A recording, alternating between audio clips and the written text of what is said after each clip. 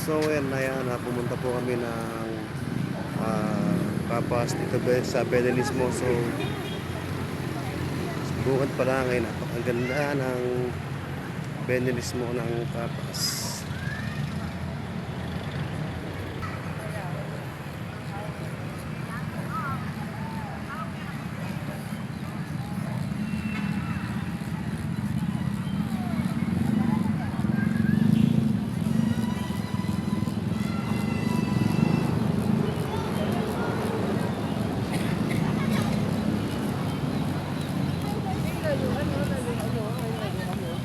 Hi guys! Yan, siyempre po hindi mawawala yung mga ganitong pagtinda pagdating sa ganitong sitwasyon dahil yung iba po ay naghahanap buhay din sila para kumita. Sinasamantala po ang araw ng Kapaskuhan, mga bumibisita dito para sila ay makabenta.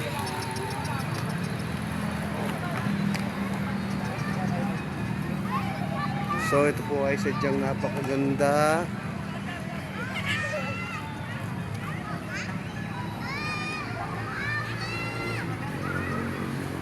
So lapitan po natin ito.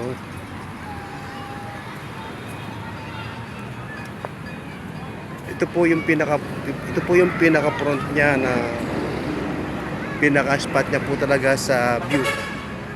So ayan. So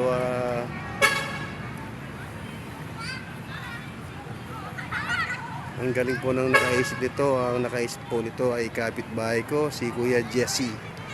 Kuya Jesse Dizon.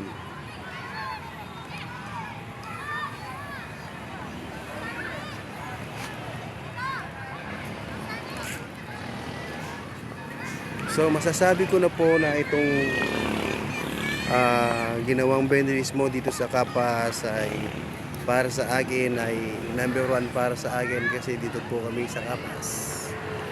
So ayan siya Siyempre po ay hindi po mawawala yung mga nagtitinda dito sa harap. Katulad po ng sinabi ko para po sila ay kumita at sinasamantala po yung pagbisita ng mga tao dito sa harap ng Kapas Municipal Hall na kung saan ay nandoon ang Benelismo ng bayan ng Kapas. So ayan.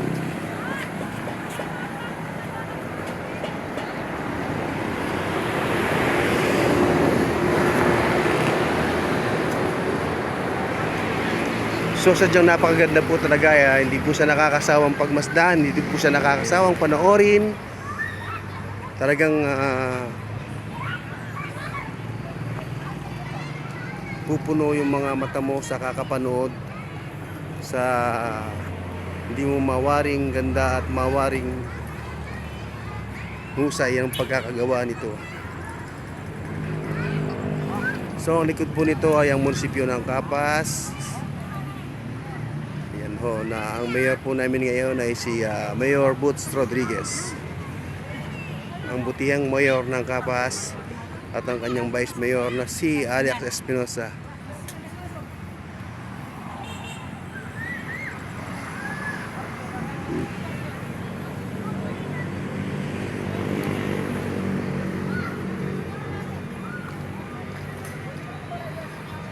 Muli po salamat sa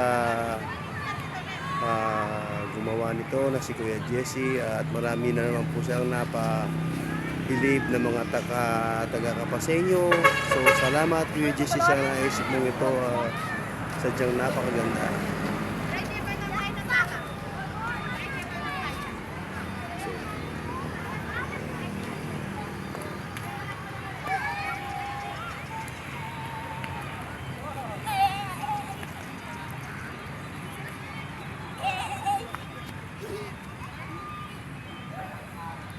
Ito po ang sign ng I Love Kapas.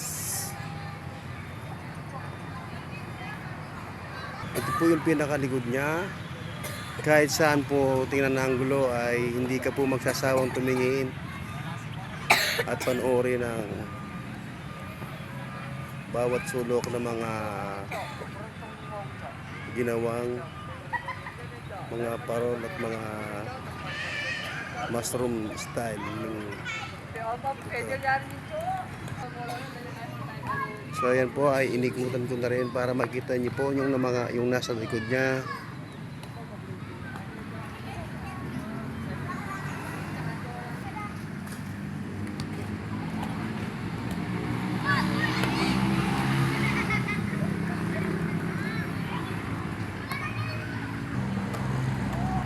Ang yari po ng materials nitong hawakan ko ito ay yari po siya sa kahoy. So ito naman po ay gawa sa iron work na may bakal po siya. So yan. Tapos may bend. So ito naman po ay gawa sa recycle ng mga tanggalan ng mga electric pan. So siya ay ginawang ganyan na pabilog. So ito naman po ay yari sa kahoy, sa kawayan.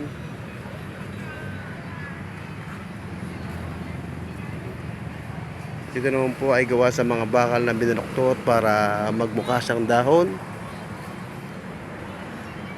So ito naman po ay bamboo or kawayan.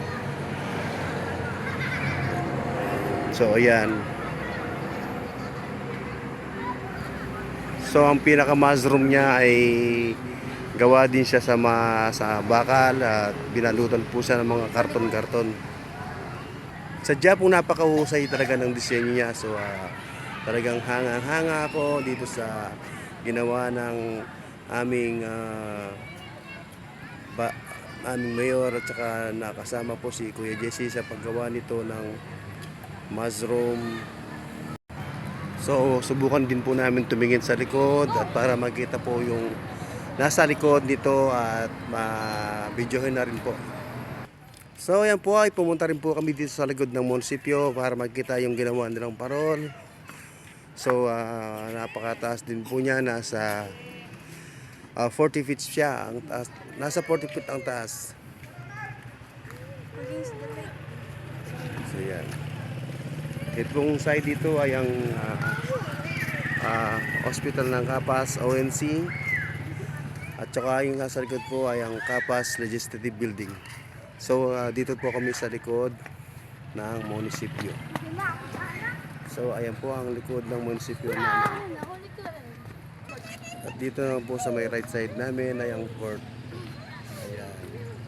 So lubos-lubusan na rin po namin, napupunta na rin po kami dito sa mayroong legislative building para makita yung mga ginawang Christmas tree dito.